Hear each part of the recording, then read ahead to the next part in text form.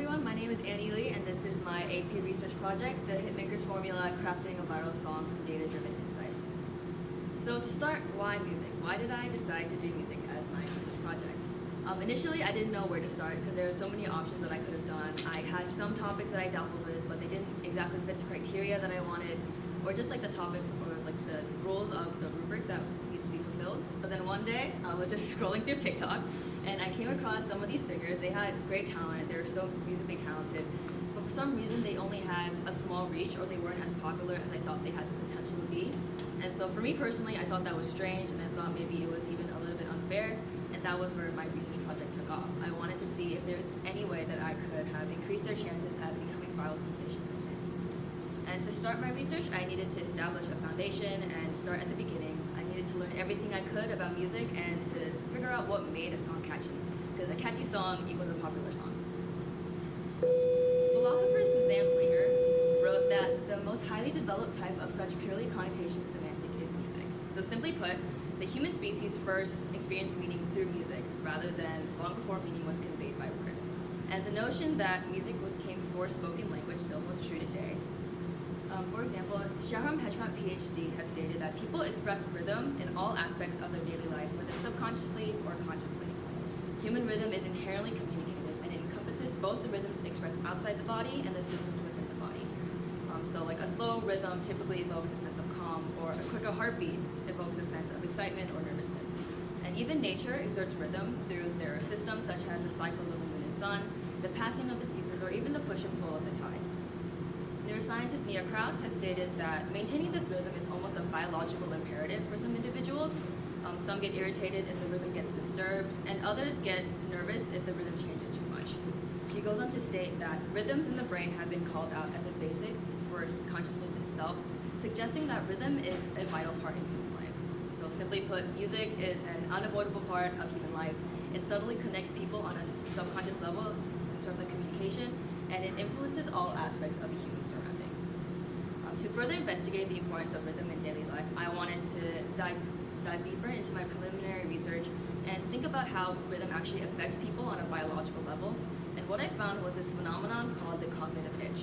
So this was coined by Professor James Colares at Penn State University, and this basically refers to the incident of getting a song stuck in one's head. So what happens is that catchy or repetitive melodies activate certain areas in like the auditory cortex of the brain, and the only way to relieve this itch is to repeat that song over and over and over again in your head. This phenomenon provides valuable insight into the influence of rhythm on human beings and helps explain the aspect of what makes a song so popular. It suggests that the melodies that get stuck in one's heads are the ones that top the Billboard charts because they're the ones that are being repeated and played over and over again. Further research into the cognitive itch from Oxford University shows that dopamine, which is a neurotransmitter that plays a part in happiness and pleasure, also plays a part in the cognitive itch. So when songs are repeated, dopamine is released, but when songs are stopped, that dopamine production is stopped, and that person experiences withdrawal symptoms, so that causes them to repeat that song to get that dopamine release and to keep it going.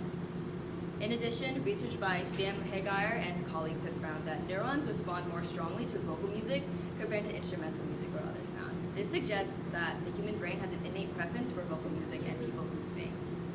Building on the idea that humans are naturally drawn to rhythm, the combination of catchy beats and vocal elements seems to further engage the brains of listeners.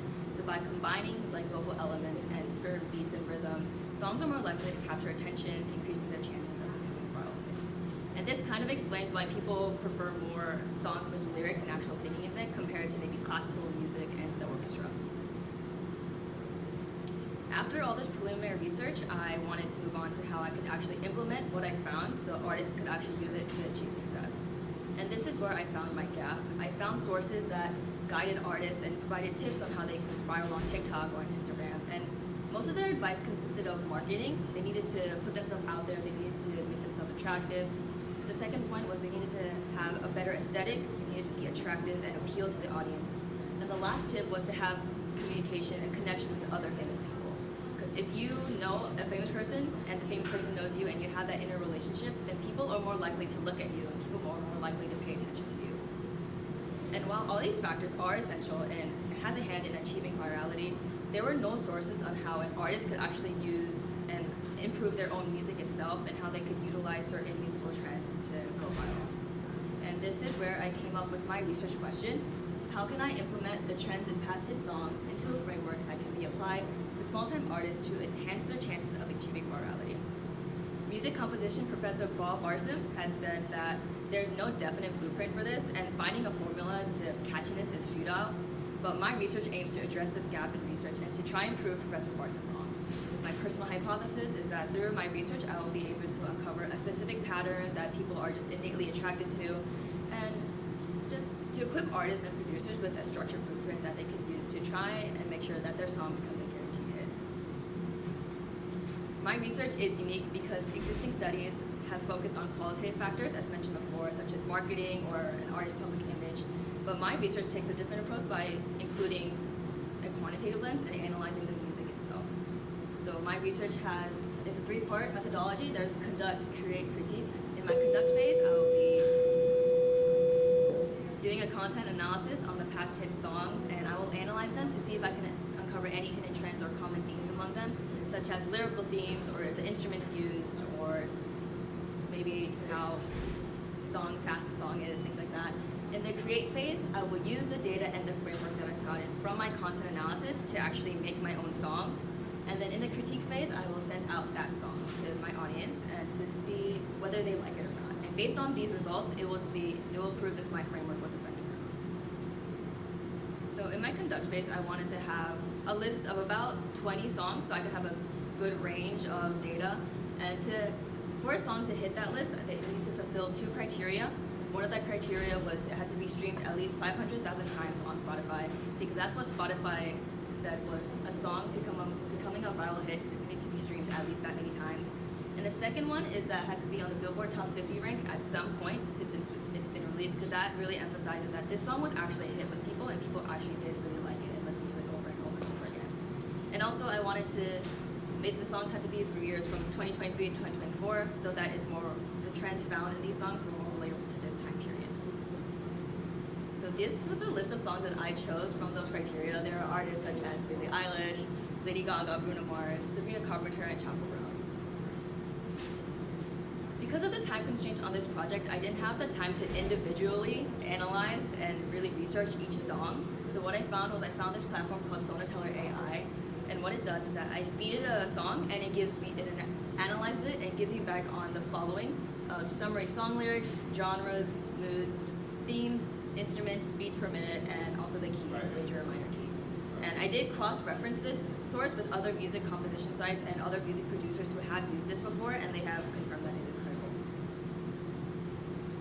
So from my content analysis, this is the trends that I found. Most of the songs were in a major key. All the singers, or most of them, had used a mid to high pitch in their songs, and barely any used low to mid pitch. And the most common instruments used were the drums, synthesizer, bass guitar, and regular guitar. And for the genres present in songs, there was a bunch, but the most dominating ones were pop, hip-hop, R&B. There were some electronic and indie souls. And also, there was a bunch of different themes in this song, but as you can see, the most dominating theme was love and relationships. And even then, in the sub-themes, they're all about attraction, connection, struggle, betrayal, anything that has to do with relationships. So whether it be with a friendship, or with a spouse, it all has to do with love and relationships. So from that data, I moved on to my create phase, in which I create my own song.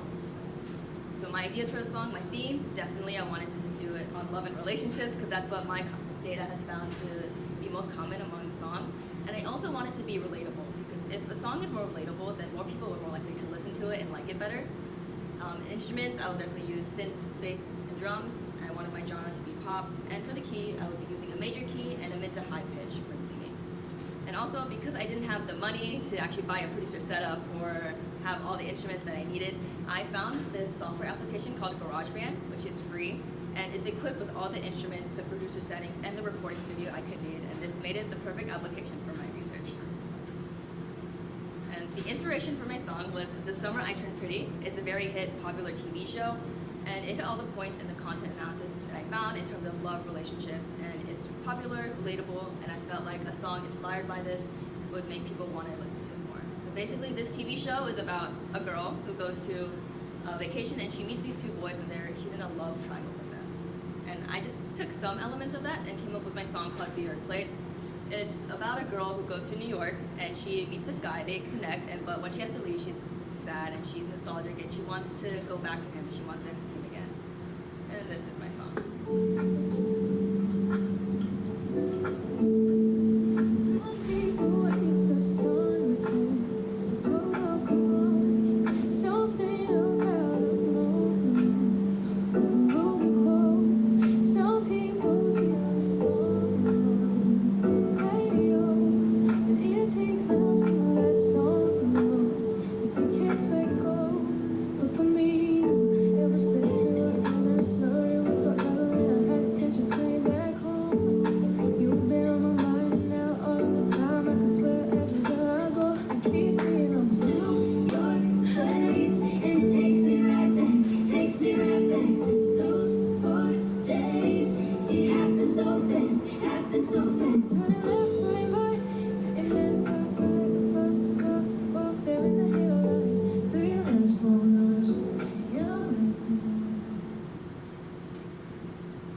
So that was my song, and after that, I sent that song out through a survey in my critique phase. My target audience for this phase was teenagers and high school students, because research has shown that majority of Billboard listeners fell into that age range of teenagers and young adults.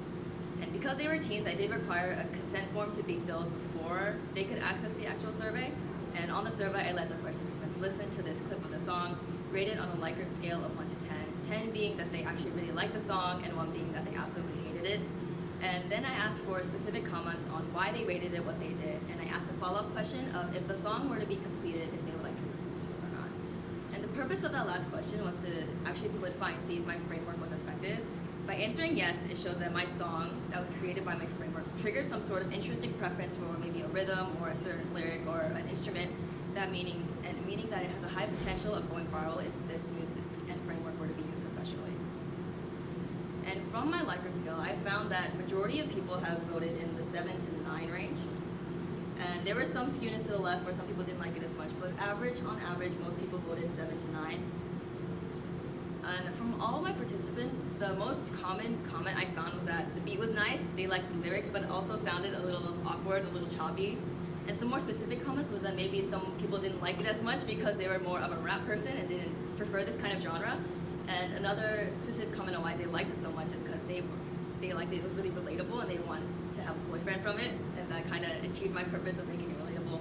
And from the last question, approximately 74% has replied yes, that they did want to listen to the rest of the song, while 27 had said no. So that just kind of concludes that my framework was effective. But there were some limitations to this project because the first limitation was I did know the participants at some level. I sent out my survey through Instagram, through all my group chats, through Classroom, and because they knew who I was and who was conducting this research, they would have been inclined to maybe say that they liked the song more than they actually did, so that could have skewed my results. Another limitation is I am not a music producer in any way. I don't have the skills or the knowledge to professionally produce a song. That could have also made the song not as good as it could have been. And another limitation was all of my participants were from this area and this county in New Jersey. So maybe people from Los Angeles or Chicago maybe had different aspects and different opinions on this. But also I wanted this framework to be something that could be generalized to all artists. So just having all my data in the New Jersey area could have affected my data. So some conclusions and reflections. My personal hypothesis was correct. My data framework was proven effective, and I have found that artists and producers in the future may be able to use this. However, this data could have been influenced by many factors as shown before. There could have been response bias, my lack of producing skills and knowledge, and I also do have to acknowledge that there are other factors that go into making a song popular. Like past research has said, it could have been maybe their marketing skills or how the artist looks or just how they appeal to the audience. And in some way, Professor Barson was right. There is no set blueprint that people could use because everyone has their own intrinsic likes, their own intrinsic dislikes. So that doesn't necessarily mean that this framework that I found applies to everybody in maybe the United States or maybe even in the world. And in some way, luck is a giant factor too, because as the music industry goes, there are many aspiring artists. So maybe one artist is seen above the rest, and so there is a luck factor in that as well. Due to time constraints and limited resources, this research was also not as clean as it could have been. And if my research were to be taken to the professional level, there could be a higher chance of actually establishing a framework. And if not a framework, there could be at at least a common trend in music that people and artists, producers can utilize to follow and increase their chances of success. These are my sources.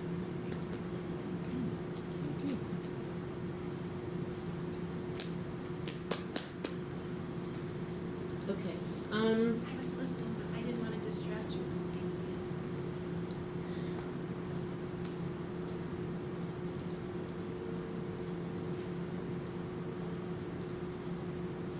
I'm allowed to ask questions. Okay. Did it concern you at all as you went into the research topic that coming up with a template or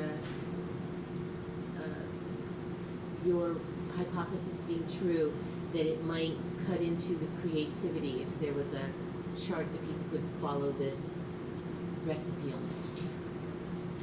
It did come up in my mind at certain times that maybe this wasn't as beneficial as I thought it could have been, because if anybody could utilize this framework, then that doesn't, and maybe they aren't as inclined to popularity, because I know most of the songs and most of the singers and artists these days have worked really hard to get to where they are, and if anybody could just use this, that kind of undermines their efforts. But I also believe that people should have a chance, because some people, because I said luck is a factor in it too, because if they aren't seen maybe, but they have the potential and they worked really hard to get to where they are, they could work even harder. And just this would be a tool that people could use. They don't necessarily have to use it. It would be up to them if they wanted to use it or not. Thank you. You had mentioned a few times that, if you were going to be able to do this, on a larger scale. So I just wanted to ask, if you did have more time for additional background research, which lens or perspective would you focus on, to do that, and why? I think I would have focused on the historical lens, and I could go back further than the past 2 years that I've seen, because music has evolved from what it's been in like the 1900s to what it is now. But I know there are still some songs that were made in the 1900s that are really popular now, and maybe there are some unhidden elements that I didn't find, and maybe just some people are also hit with nostalgia when they listen to that, and maybe I could have found some other element or other composition that I could have used in my research. Thank you. Which part of the research process did you find the easiest? Was this something you were anticipating would be easy?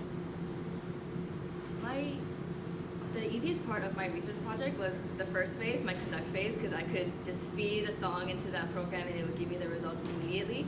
And I kind of expected it to happen, because initially I was going to do it all by myself, but then I was like, this is extremely hard, I don't have the time for all that, and maybe I wouldn't uncover all the things that I needed to, maybe I would have skipped something over. By using that and just feeding that, it saved me a lot of time, saved me a lot of resources, and just saved me a lot of stress, and gave me all the accurate data that I needed. Any other questions? I know you like to ask. Ms. McCarthy, you have any other questions? Before I ask? Mike, you guys got other questions? I have a question. Hi.